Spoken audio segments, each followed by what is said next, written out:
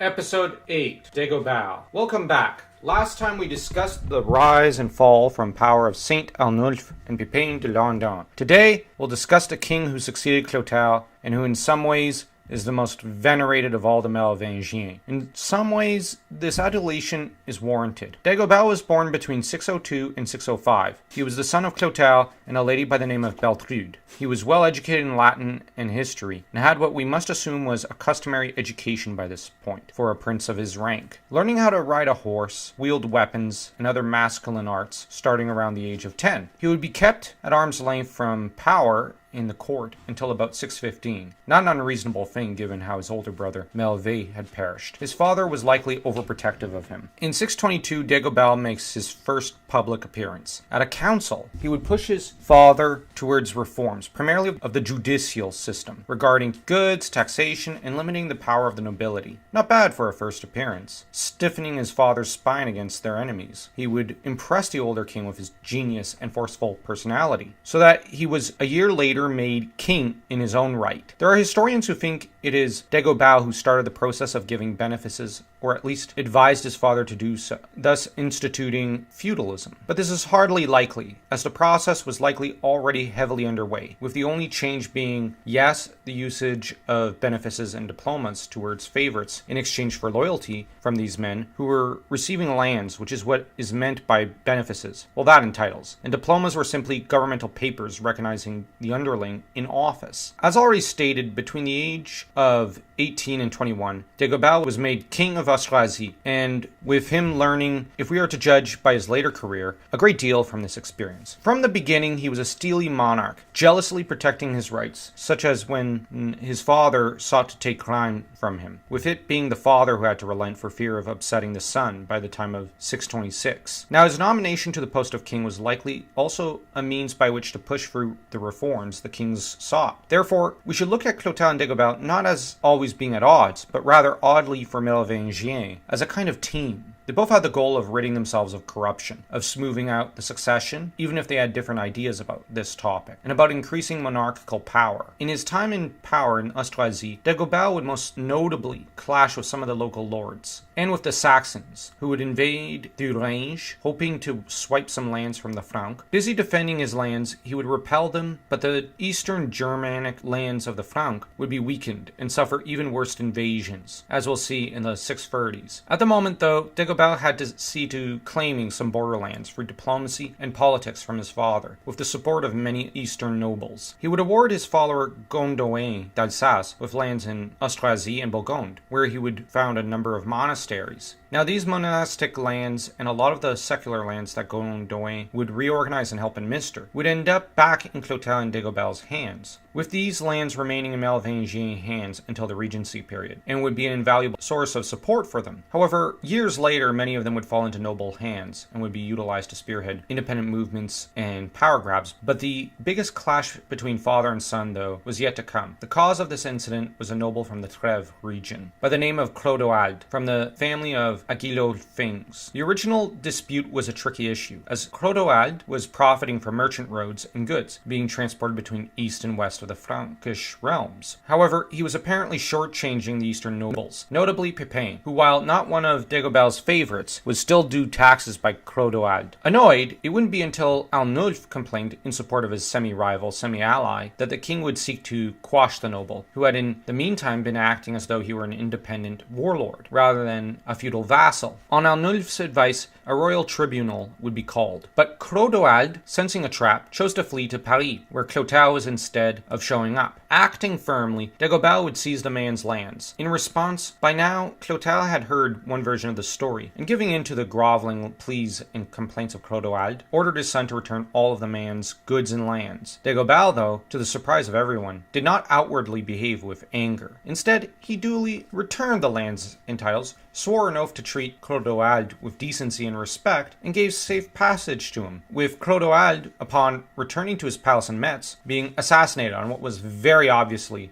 Dagobert's orders. What we know is that Pepin Arnulf and a circle of other nobles, including the then current Archbishop of Metz, advised him to give his pardon, and it was likely at this meeting with them that they advised the king of what to do next. With Clodoald dead, the lands of Metz and Treves stayed in Dagobert's hands. 627 was the year when Dagobert was confronted by hordes of rampaging Saxons, who overtook a great deal of Thuringe and the eastern border. So overwhelmed was he and his kingdom that he needed to plead for assistance from his father, who joined him, along with his top general. After several months of grueling warfare, though, the Saxons were repelled, and Thuringe in the east could be reconstituted. By the time of 629 rolled around, Dagobert's rise was all but assured, given how powerful he had become, and how many nobles had come to look to him as a leader, despite his youth. This, combined with how much younger Childeric was, and how rapidly his older brother moved, left the younger brother with no time to prepare, or even search about for any real allies. This didn't mean that Dagobert got everything his way, as by 629 he was facing an acute problem, namely that of his own succession, for he had no sons. This was a source of immense weakness for any monarch. Thankfully, he had a half-brother, not that he could count on his loyalty, if history was to serve as any sort of guide. Not that Childeric was to remain isolated forever, for Dagobert had learned from his father, with the kingdom of Aquitaine going to his brother, as underking or heir to the throne. This was a good move, as it meant that his heir would gain real-world experience whilst also being given a troublesome region,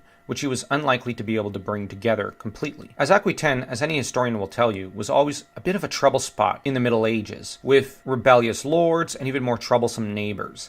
Thus, Childeric was not only honored, but neutralized, isolated, and put in a position to learn. This lasted until 632, when Childeric passed away. Now the succession was far more of an issue. If before Dagobert was worried, now he was positively panicked. Never a very fertile or possibly virile man, he had but one child, Sigobert, and what was more was that, given child mortality at the time, he had good reason to fear that his line might soon end with him. In 635, his concerns were negated by the birth of a second son, Clovis. Now he had two heirs. The dynasty was as secure as it could ever hope to be. Not that he had an easy time between Childeric's death and the birth of his second son, for in the meantime he had quarreled bitterly with the nobles of Austrasie, who complained rather legitimately that he no longer spent time there, that he had begun to neglect their affairs in favor of trying to repel a Basque invasion of Aquitaine, or sending a man by the name of Samon to the Vennes to try and convert them and organize them into an ally against the Aval. This would have grievous consequences, but more on that later. Quite frankly, Dagobert had been busy elsewhere, and had also seen to the codification of the Ripuarien Franc laws. The incident with the Vennes over in the lands of Bohemia is fascinating, with Samon essentially sent there to create an allied state, a kind of even further east underkingdom for the Franc. But the moment he had crushed the Aval, who were a tribe from the steppe region of the Far East, Samon turned around and refused to be ordered about. Proclaiming himself a king, he struck off on his own. Samon would retain his position for 35 years, with his realm stretching from Bohemia to Carinthia, and nearly overtook Thuringe. This was one of the reasons the nobility wished for a re-establishment of the Austrasian kingdom, so as to properly react and respond to any crisis in the area.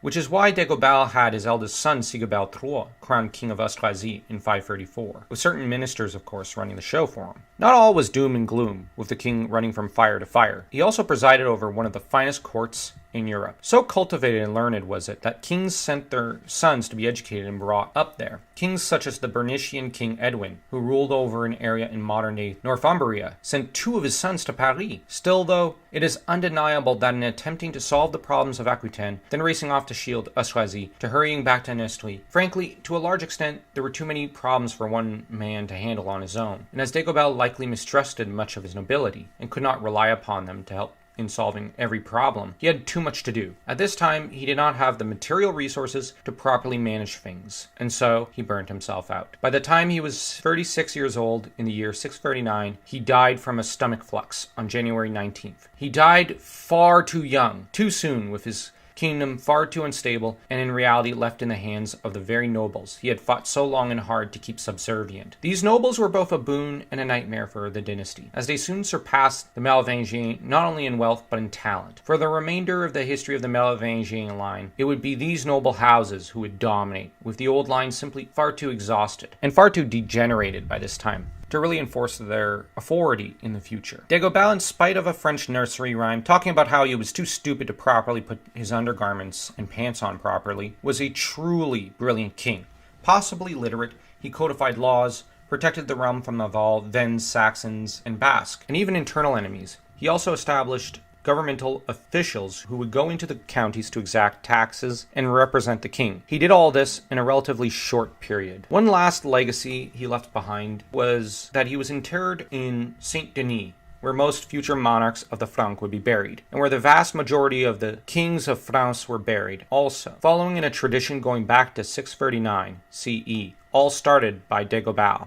Join me next time, though, as we discuss the heirs of Dagobert and the rise of the Pépinid line to temporary glory under the leadership of Grimoald, who is the first man to dream of establishing a new line of kings.